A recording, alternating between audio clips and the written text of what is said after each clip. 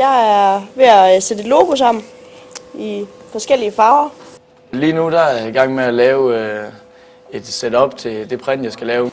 Skilleteknikuddannelsen kan man tage her på Silkeborg Teknisk Skole, og så kan man tage den på Sjælland. Og der er kun de 2 steder i Danmark, hvor man kan tage hele forløbet som skilletekniker.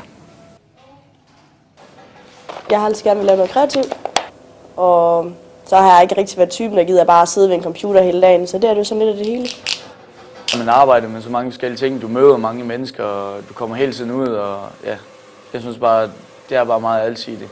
Nogle gange så skal man køre langt jo, komme ud til nogle andre byer og skal montere nogle ting, du har lavet. Du snakker med kunder, og du sidder og laver det, kunden beder dig om, så det kan jeg rigtig godt lide. Og så fordi du har meget med mennesker at gøre, det er også spændende.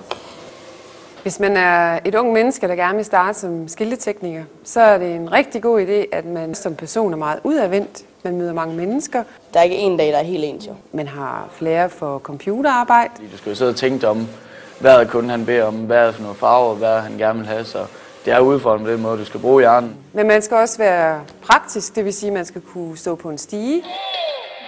Du kan stå og være lidt håndværker, som en boremaskiner. Det vil bare ikke som vi vil.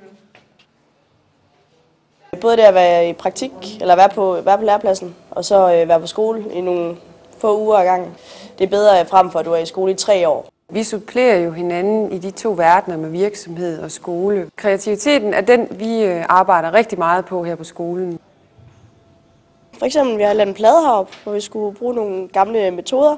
I uddannelsen som skilletekniker, der vægter man altså design meget, meget højt. De skal vide noget om stil, og de skal vide noget om form, og de skal vide noget om farver.